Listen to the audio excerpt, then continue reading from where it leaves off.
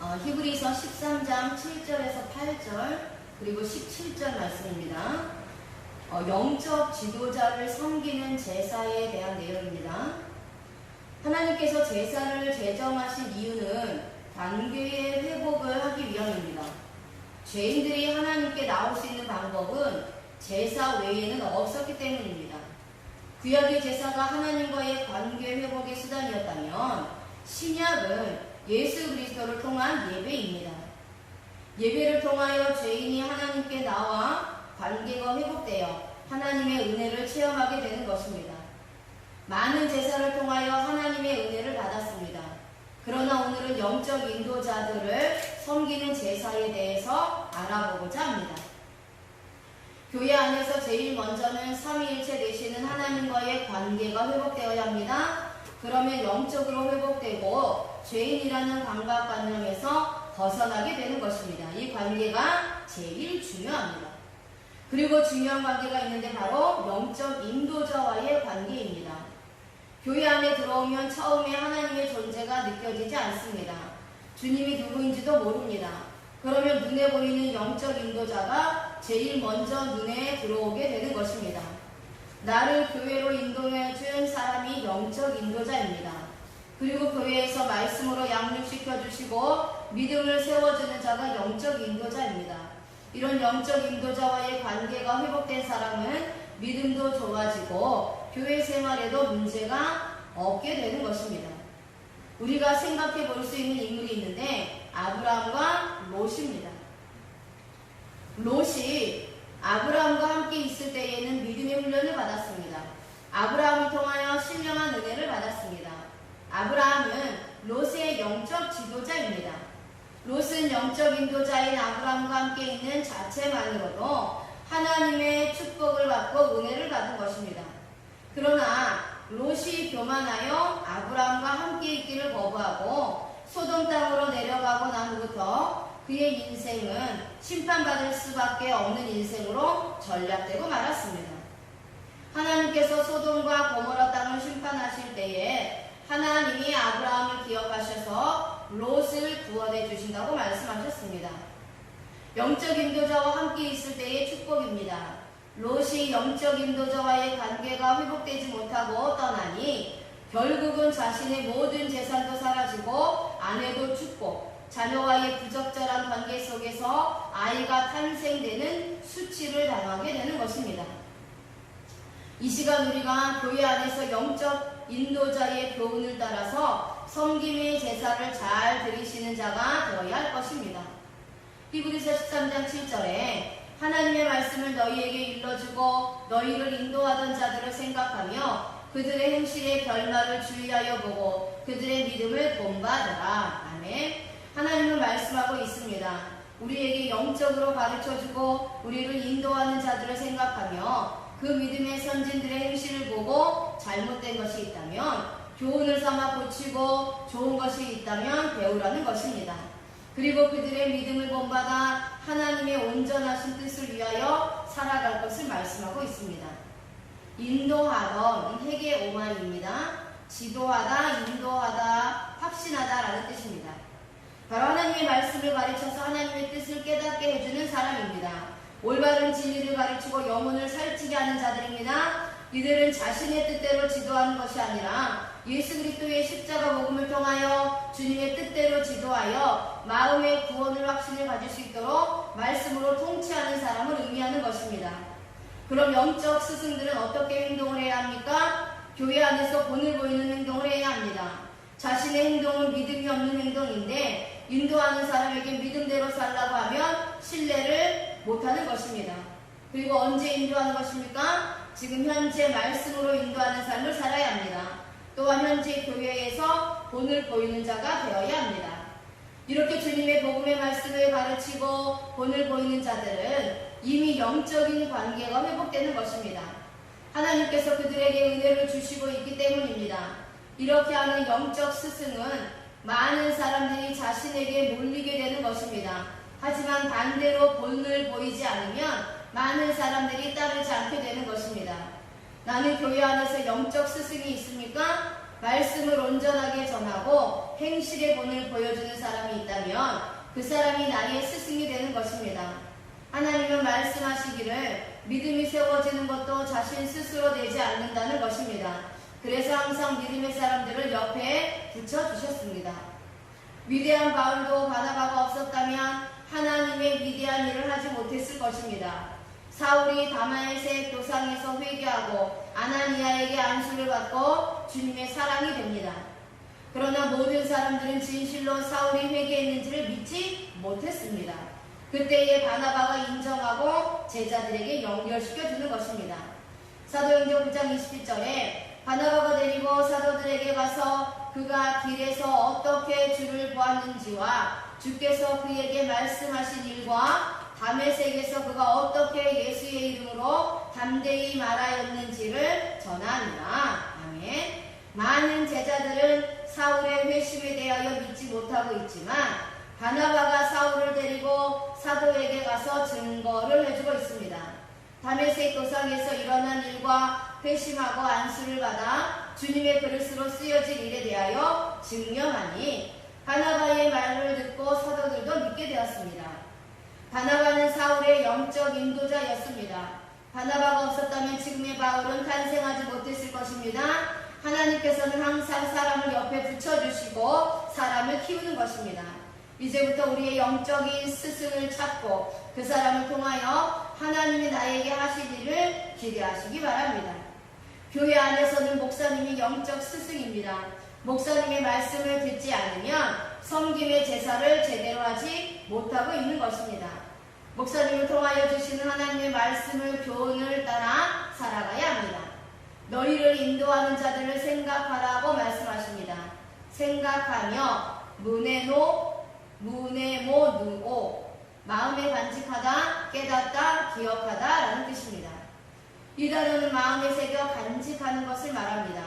영적 인도자의 교훈을 한 귀로 듣고 한 귀로 흘리는 것이 아니라 주님의 말씀을 마음에 새겨 잊지 않는 것입니다. 영적 인도자들은 하나님의 말씀을 선포하여 그들의 심령에 새겨질 수 있도록 메시지를 전해야 합니다. 그러면 이 복음의 메시지가 심령에서 간직되고 이 말씀이 세상에 살면서 힘들고 어려운 시기를 살아갈 때에 기억나게 되는 것입니다. 또한 내가 어떠한 삶을 살아가야 할 것인지를 깨닫게 되는 것입니다. 하나님께서는 반드시 영적 인도자의 교훈을 생각하라고 명령하시고 있습니다. 그것도 매 순간마다 잊지 말라는 것입니다. 명령법과 현재 시제를 사용하고 있기 때문입니다. 우리가 세상에서 정신없이 살다 보면 하나님의 말씀을 잊고 살 수가 있습니다. 하나님의 말씀을 주신 인도자의 말을 잊지 말라고 하나님은 명령하시고 있습니다. 그것도 지금 내가 생활하는 현재의 삶에서 이렇게 하라고 말씀하시는 것입니다. 이제부터 나도 이와 같은 삶을 살아야 할 것입니다. 하나님의 영적 인도자의 행실을 주의하여 보라고 말씀하고 있습니다. 그들의 행실을 아나스토로페, 행동, 양식, 처신, 품행, 선행이라는 뜻입니다. 그들의 행동 양식을 살펴보라는 것입니다. 영적 인도자의 행동이 하나님이 기뻐하시는 행동을 하고 있는지, 품행과 처신이 하나님의 뜻에 합당한 삶을 살고 있는지를 자세히 살펴보라고 말씀하고 있습니다. 만약에 이렇게 살펴보았는데 믿음과 행실이 다르다면 그 사람을 영적 인도자로 섬기지 말라는 의미입니다. 그 사람의 잘못된 신앙을 배울 수 있기 때문입니다. 그러나 영적 인도자가 품행이 방정하고 믿음도 좋다면 영적 스승으로 삼고 섬기는 자가 되어야 할 것을 말씀하고 있습니다. 이러한 이유로 인해 영적 스승들은 올바른 삶을 살아야 할 것입니다. 목사님들은 목사님들의 위치에서 성도들의 본이 되어야 하며 올바른 진리의 말씀을 선포해야 하고 가르쳐야 합니다. 또한 성도들은 성도들의 위치에서 본을 보여 서로 섬겨주는 섬김의 제사를 드려야 할 것입니다. 섬김은 하나님이 기뻐하시는 제사입니다. 관계가 회복되고 서로 존중해주는 관계가 되기 때문입니다. 히브리서 13장 8절에 예수 그리스도는 어제나 오늘이나 영원토록 동일하시니라. 아멘. 예수님은 어제나 오늘이나 영원토록 동일하시기 때문입니다. 우리가 교회에서 제일로 섬기는 자는 예수님입니다. 큰 자나 작은 자나 모두가 주님 안에서 하나가 되는 것입니다. 그래서 목사님이나 집사님이나 장로님이나 성도님이나 누구든지 서로 섬김의 제사를 드리는데 예수 그리스도 안에서 드리는 것입니다. 주님은 변함이 없는 분이고 영원토록 우리와 함께 하시는 분이기 때문입니다. 서로 섬김의 제사를 드리는데 주님의 마음이 없다면 상처가 될 수밖에 없습니다. 주님의 사랑을 가지고 섬기는 자가 되어야 합니다. 그럼 영적 인도자들을 따르는 자의 삶은 어떠해야 합니까? 히브리서 13장 17절에 너희를 인도하는 자들에게 순종하고 복종하라. 그들은 너희 영혼을 위하여 경성하기를 자신이 청산할 자인 것 같이 아느니라. 그들로 하여금 즐거움으로 이것을 하게 하고 근심으로 하게 하지 말라. 그렇지 않으면 너희에게 유익이 없느니라. 먼저는 순종하고 복종하는 자세가 필요합니다. 교회 안에도 질서가 있습니다. 그래서 하나님은 목사님을 세워주신 것입니다. 그래서 목사님의 말씀을 순종하고 복종하는 자세가 필요합니다.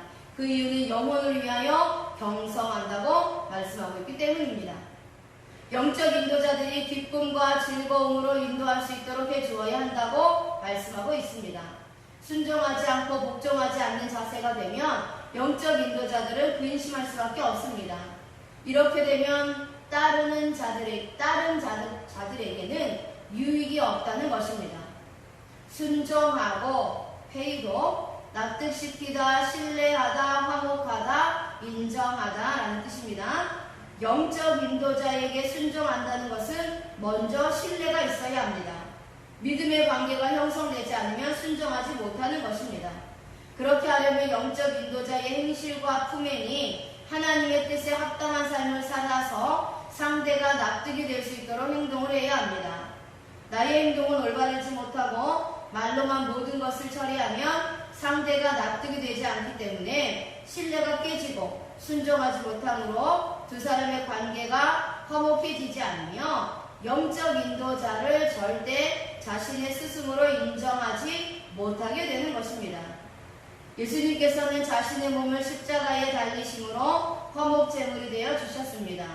이런 관계 속에서 우리는 예수님을 신뢰하게 되었고 나의 죽음을 내놓을 수 있는 믿음을 갖게 된 것입니다. 영적 인도자도 헌신의 삶이 있을 때에 상대가 따라오게 되는 것입니다. 순종은 내가 하고 싶다고 해서 되는 것이 아니라 상대의 헌신을 통하여 행실을 통하여 그렇게 마음이 열리고 영적 스승으로 인정하게 되는 것입니다. 수동태를 사용하고 있기 때문입니다. 이 시간 내가 영적 인도자라면 상대를 위해 손해볼 수 있는 마음이 있을 때에 지도자가 될 수 있습니다. 경성하기를 아그리프네오 깨어있다, 정신차려, 살피다 라는 뜻입니다. 영적 인도자가 해야 할 일에 대하여 말씀하고 있습니다. 영적 인도자는 영적인 잠에 들지 않도록 말씀으로 깨어나게 해야 합니다. 신앙의 잠을 자고 있으면 재림하시는 예수 그리스도를 만나지 못합니다. 주님께서는 잠에서 깨어나야 할 것에 대하여 계속해서 말씀하셨습니다. 그렇다면 영적 인도자는 정신을 똑바로 차리고 성도들이 잠을 자지 못하도록 말씀의 채찍을 가지고 심령을 때려야 합니다. 영적인 잠에 빠지면 하나님의 말씀을 외면하고 세상으로 눈을 돌리기 때문입니다. 그럼 언제 이렇게 해야 합니까? 지금 현재에 이렇게 해야 합니다. 영적 스승을 따르는 자들은 지금 스승에게 순종하고 복종해야 합니다. 그리고 영적 스승은 지금 따르는 자들이 영적 잠에 들지 못하도록 계속해서 복음의 말씀을 선포해야 할 것을 하나님은 말씀하고 있습니다. 이것이 경성한다는 의미입니다. 근심으로 스테나죠. 탄식하다, 신음하다, 한숨쉬다 라는 뜻입니다. 영적 스승들에게 복종하지 않는다면 말씀의 가르침을 받을 수가 없습니다. 그렇게 되면 영적 스승을 탄식하게 하는 것이며 입에서 한숨만 나오게 하는 것입니다. 속 위에 병을 읽는 것과 같다면 안 되는 것입니다. 아무리 좋은 복음의 말씀으로 가르치려고 하고 본을 보여도 나는 하기 싫다고 복종하지 않는다면 그 사람은 결국 심판의 자리로 떨어질 수밖에 없는 것입니다. 우리가 주님의 뜻을 위해 살지 않을 때에도 주님은 이렇게 나의 행동을 보고 탄식하며 신음할 수밖에 없습니다. 이러한 행동은 주님을 십자가에 다시 못 박는 것과 같은 것입니다. 이렇게 영적 스승에게 순종하지 않고 복종하지 않는 자들은 영적으로 잠을 자고 있는 자들입니다. 잠을 자는 사람들은 밖에서 무슨 일이 일어나고 있는지를 알 수가 없습니다. 목사님들이 예수 그리스도의 십자가 복음을 선포하고 영혼을 깨우기 위해 노력하고 있는데도 무시하고 목사님들의 마음을 아프게 하고 있다면 이것이 잠을 자고 있는 것입니다. 이런 자들은 자신의 삶에도 유익이 없고 영혼에게도 전혀 유익이 없게 되는 것입니다. 이제 우리가 영적 인도자의 말을 따라 사는 자체가 섬김의 제사라는 것을 깨달았습니다. 교회 안에서 목사님의 말씀을 잘 듣고 복음 전하는 것을 기쁨과 즐거움으로 하게 하며 기도하기를 기쁘게 하는 것이 섬김의 제사입니다. 섬김의 말씀을 전해주면 사사건건 시비를 걸고 태클을 걸어 목사님의 마음에 상처를 주고 뒤에서 흉이나 보고 있다면 섬김의 제사를 제대로 하지 못하고 있는 것입니다. 이렇게 되면 자신에게 유익이 될 것이 아무것도 없다고 하나님은 말씀하고 있습니다. 이제부터 영적 스승인 목사님들도 하나님의 올바른 뜻을 전파하고 품행이 좋으며 성도들의 본이 되는 믿음의 행실을 해야 합니다. 반면에 성도들은 목사님의 믿음의 본을 받아 신앙의 잠에서 깨어나야 합니다. 이렇게 될 때에 섬김의 제사가 온전하게 드려지는 것이고 하나님이 기뻐하시는 것입니다. 이제부터 주님이 기뻐하시는 섬김의 제사를 통하여 목사님들과 성도들의 관계가 회복되는 역사가 일어나길 바랍니다.